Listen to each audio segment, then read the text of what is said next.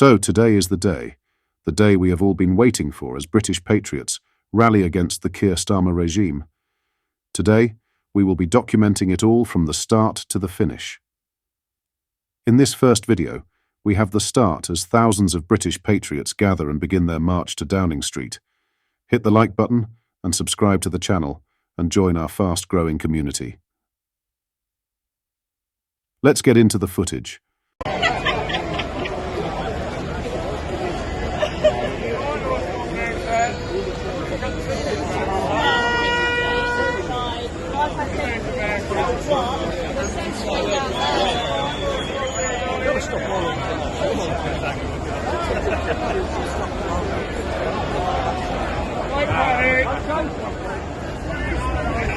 Get a drive on there, sir. I'm just feeling what I said, darling. I haven't done it. Anyway, yeah, mate. Right, mate.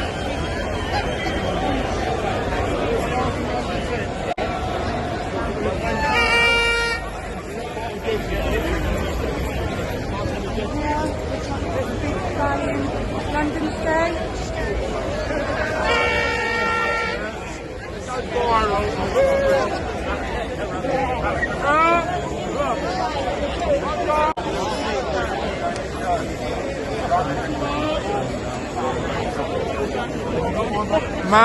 Massive crowds are gathered here.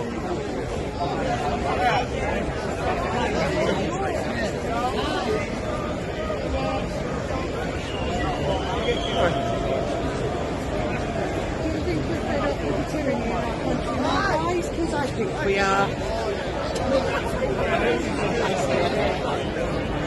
I'm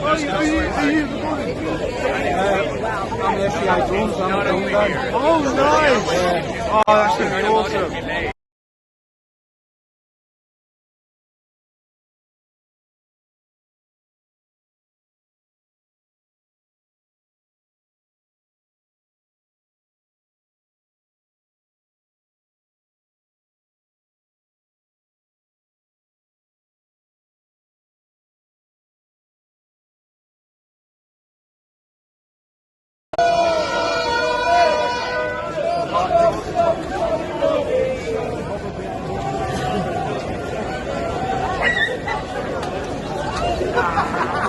Ja, man.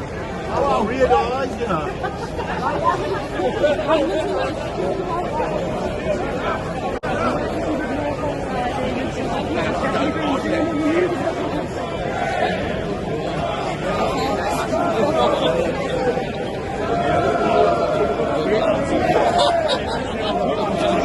You right there, may I ask what?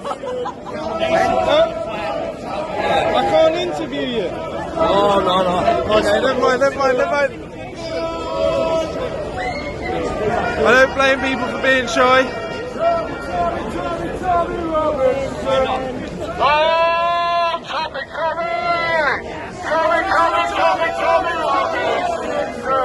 Oh,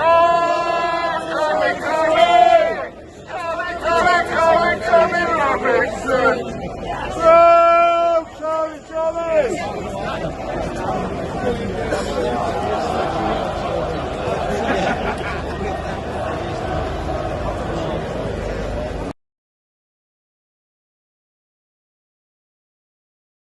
In other news, Rachel Reeves looks set to raise national insurance for employers in her maiden budget next week, a report has claimed.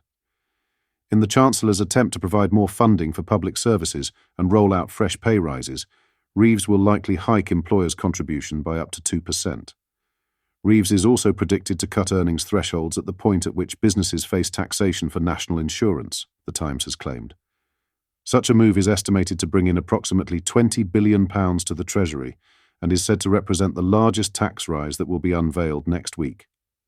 However, the tax will only be inflicted on the private sector, as public sector employers, such as the NHS and civil service, will be reimbursed by the Exchequer.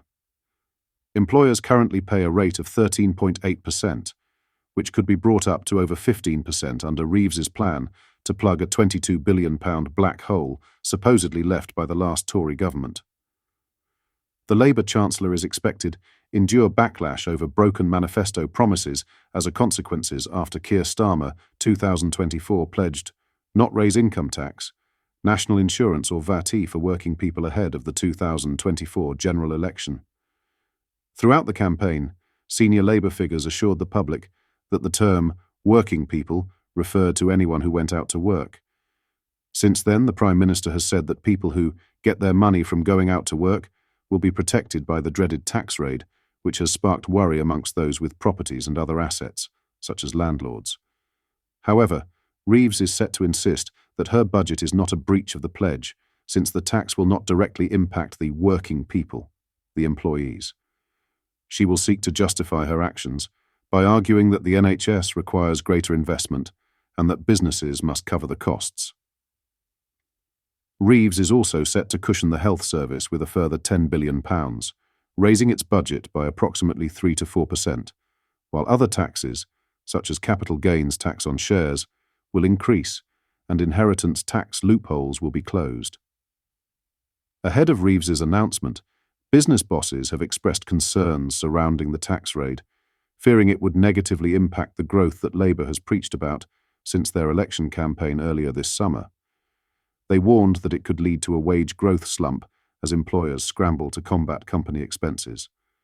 Big and small businesses alike have openly shared their concerns on growth. The CBI's interim head of tax policy, Andy Scott, said, "Many of our members are very concerned about potential increases to employers' national insurance contributions. Firms have told us that increasing employers' levies will impact their growth plans with potential implications on pay, hiring, and investment." Tina McKenzie, policy chair at the Federation of Small Businesses, also argued that the Chancellor should not make it harder for small firms to employ people. She added, "Small employers need to be paying less tax, not more, on jobs." A government source told The Times, "There is a universal consensus that the NHS needs more money. That means asking businesses to help out. The choice is investment versus decline." She is choosing not to ask working people to pay the price for the Conservatives' failures. Starmer has insisted that the Chancellor's budget will face up to the realities of Labour's fiscal inheritance from the Tories. Lamenting the alleged £22 billion black hole in the public finances, the Prime Minister has asserted that he will provide the public with a sense of how we intend to do business in the future. What are your thoughts on what we discussed in today's video? Let me know down in the comment section below. If you've not yet already, make sure you do drop a like on this video and subscribe to the channel for more British content. Thank you. Take care. Goodbye.